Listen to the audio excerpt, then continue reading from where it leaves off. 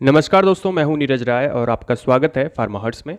दोस्तों, ये medicine doses का तीसरा भाग है जिसमें हम लोग देखते हैं कि कॉमनली यूज़ होने वाली मेडिसिन जो जनरल प्रैक्टिस में डॉक्टर यूज़ करते हैं उसकी सही डोज क्या होती है। एक्चुअली हम लोग एडल्ट डोज के बारे में ही बात करते हैं, चाइल्ड डोज के बारे में बात नहीं करते।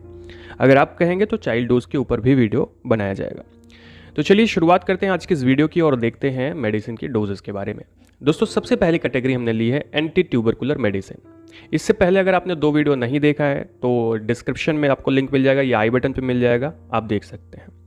तो यहाँ पे पहली कैटेगरी एंटी ट्यूबरकुलर मेडिसिन है। ऐसी मेडिसिन जो ट्यूबरकुलोसिस को ठीक करती हैं और ट्यूबरकुलोसिस में दी जाती हैं। वैसे देखा जाए तो ट्यूबरकुलोसिस के लिए हम लोग 5 मेडिसिन यूज करते हैं, जिसमें आइसोनियाजिड, रिफैम्पिसिन, पायराजिनामाइड, इथाम्ब्यूटाल और स्ट्रेप्टोमाइसिन होता है।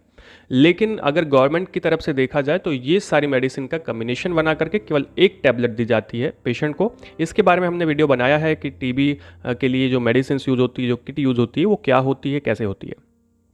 पर यहाँ पर हम लोग अलग अलग मेडिसिन देखेंगे। तो जैसे यहाँ पे आइसोनियाजिड है, तो ये एक एंटी ट्यूबरकुलर मेडिसिन है जो मार्केट में टैबलेट और सिरप के फॉर्म में अवेलेबल होती है। यहाँ पे 100 mg की टैबलेट आती है, 300 mg की टैबलेट आती है और 100 mg पर ml पर 5 ml सिरप आता है।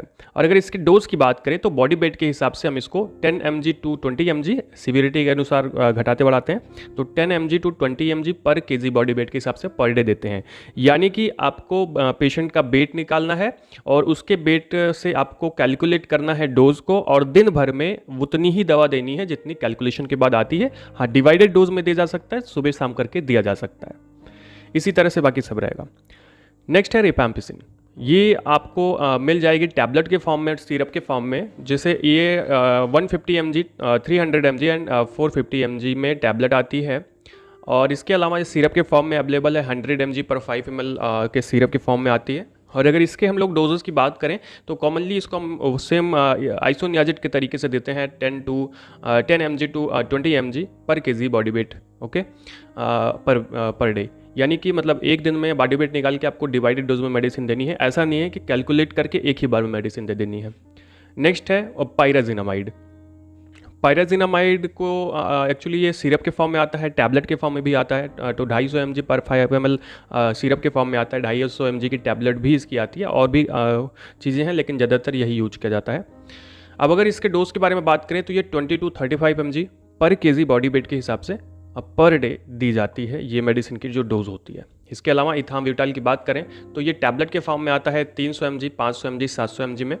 और इसकी जो डोज होती है वो 15 mg पर केजी बॉडी वेट के हिसाब से दी जाती है, न डिवाइडेड डोज। ठीक है।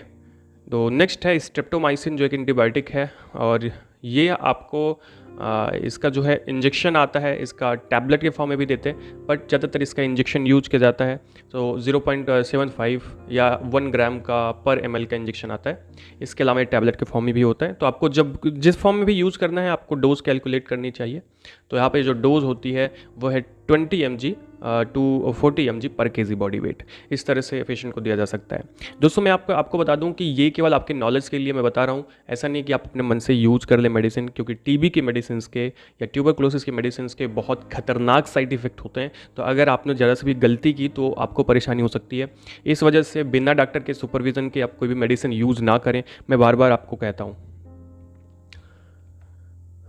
नेक्स्ट हम बात करते हैं कुछ कफ मेडिसिन के बारे में। वैसे तो बहुत सारी आती है, लेकिन यहाँ पे हमने 2 लिया है, जिसमें ब्रोमहेक्सिन है और टर्बेंथीन है। तो ब्रोमहेक्सिन जो है वो ज़्यादातर ये दोनों सिरप के फॉर्म में आते हैं और 5 साल से कम के बच्चों में हम लोग इसको यूज करते हैं। सो अगर 5 साल से कम का बच्चा है तो उसे 4 mg ब्रोमहेक्सिन दिया जाता है एक्चुअली।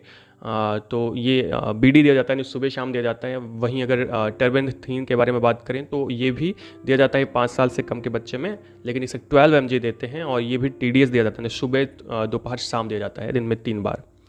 अब दोनों को अगर हम देखें तो ब्रोमहेक्सिन जो है वो ज़्यादातर सिरप के फॉर्म में हम लोग यूज़ करते हैं बच्चों में। 4 mg पर 5 ml, सॉरी 4 mg पर ml सिरप आता है। 8 mg की इसकी टैबलेट भी आती है। अब डॉक्टर आपको क्या प्रिस्क्राइब करता है वो उस पर डिपेंड करता है। टर्बेंथीन के बारे में बात करें तो ये 60 mg की टैबलेट आती है एंड 12 mg पर 5 ml का सिरप आता है। तो ये आपको देना होता है, 5 ml बच्चों में देना होता है, तो उनकी जो कफ होती है वो सही हो जाती है। नेक्स्ट अगले बात करें तो हम यूरिनरी एंटीबायोटिक्स के बारे में। तो इसमें बहुत सारे एंटीबायोटिक्स होते हैं, पर हमने एक ही लिया है जो ज़्यादातर यूज किया जाता है, और वो है नॉरफ्लैक्सासिन। नॉरफ्लैक्सासिन आपने बहुत बार यूज किया होगा, जो कि एक्चुअली डायरिया में यूज किया जाता है, यूटीआई में यूज किया जाता है, यानी कि यूरिनरी ट्रैक इन्फेक्शन में यूज किया जाता है। इसकी 100 mg की 400 mg की टैबलेट आती है, और भी पोटेंसी होती है, पर हम लोग ज़्यादातर कॉमनली इसी को यूज करते हैं। तो ये जो इसकी जो डोज हम लोग बनाते हैं वो कैसे बनाते हैं, तो इसको बनाते हैं 10 mg टू 15 mg पर केजी बॉडी वेट के हिसाब से पर डे दिया जाता है। इसके अलावा एंटीबायोटिक्स में अगर देखा जाए तो बहुत सारी एंटीबायोटिक्स तो होती है। पिछले वीडियो में कुछ एंटीबायोटिक्स के बारे में हम लोगों ने बात की थी। यहाँ पे हम बात करने वाले हैं सिफ्लैक्सिन के बारे में, जो एक सिफेलोस्पोरिन एंटीबायोटिक होता है, और ये 125 mg पर 5 ml के सिरप के फॉर्म में आता है, एंड 125 mg टैबलेट के फॉर्म में आता है मार्केट में। वहीं अगर इसके डोज के बारे में हम लोग बात करें तो ये 20 टू 50 mg पर केजी बॉडी वेट के हिसाब से पर डे दी जाती है पेशेंट में। तो इस तरह से हम लोग इसकी डोज बनाते हैं बॉडी वेट के हिसाब से, और अगर आप बॉडी वेट के हिसाब से डोज बनाएंगे तो आपको कभी कोई प्रॉब्लम नहीं आएगी, पेशेंट को कभी मेडिसिन नुकसान नहीं करेगी। बशर्ते आपको पता होना चाहिए कि जो आप डोज बना रहे हैं वो सही बना रहे हैं, और आपको कैलकुलेशन सही से आना चाहिए, तभी आप पेशेंट को मेडिसिन दे सकते हैं। और अगर आप डॉक्टर नहीं हैं, अगर आप पेशेंट हैं, तो आपको एक छोटी सी गुजारिश है, मैं बार बार करता हूँ कि अपने मन से दवा मत लेना, बिना डॉक्टर के सुपरविजन के कोई भी दवा मत लेना, नुकसान कर सकती है आपको, क्योंकि पता नहीं चलेगा। ठीक है, तो दोस्तों ये था आज का वीडियो आपको कैसा लगा? अच्छा लगा हो तो चैनल को सब्सक्राइब कर दीजिएगा, वीडियो को लाइक कर दीजिएगा, शेयर कर दीजिएगा अपने दोस्तों के पास, हम इंस्टाग्राम पर जरूर फॉलो करिएगा।